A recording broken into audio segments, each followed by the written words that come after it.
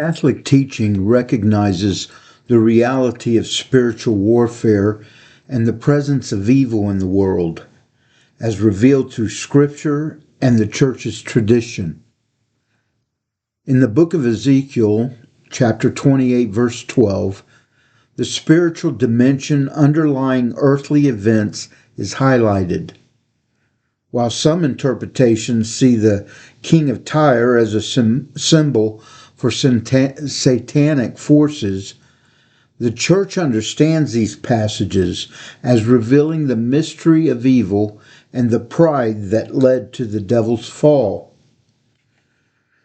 Sacred Scripture teaches that Satan, originally created as a good angel, fell from grace because of pride and rebellion against God. The tradition tells us that Lucifer, once radiant with beauty and wisdom, turned away from God by exalting himself over his Creator. This pride and disobedience led to his downfall, an event that the Church sees as foundational to the entry of evil into creation.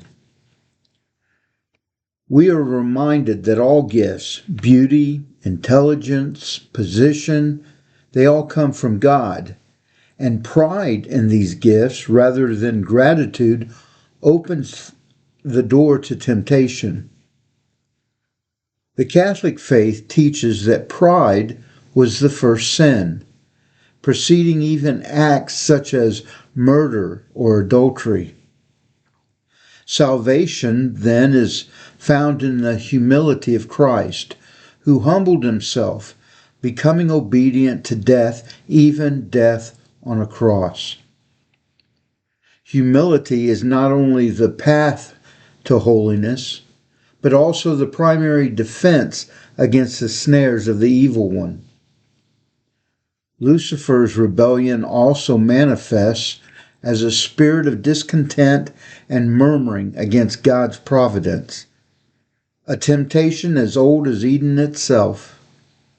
The Church calls the faithful to a spirit of gratitude and trust in God's will, recognizing that murmuring and discontent spring from the same root as the devil's rebellion.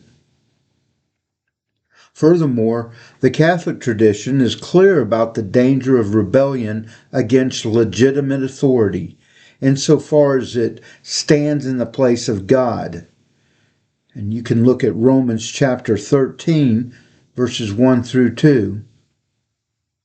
The Catechism reminds us that obedience and respect for those in rightful authority mirrors our obedience to God, while disobedience and a rebellious heart echo the spirit of Lucifer. It is important to remember that God, in His goodness, never creates anyone evil. Rather, evil arises from the misuse of freedom by angels and humans alike. Lucifer's fall was not solitary, as the book of Revelations chapter 12, verse 4 attests.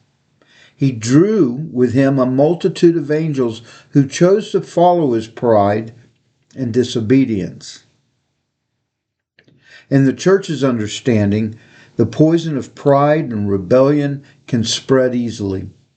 A single person's bitterness can corrupt many if not resisted by grace.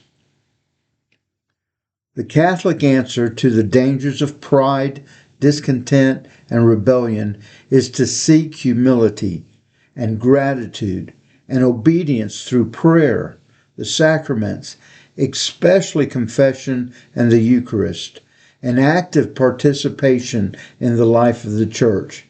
By doing so, the faithful are strengthened to resist the dangerous spirit that once transformed an angel of light into the adversary, and to walk in the humility and love of Christ, who is our sure protection.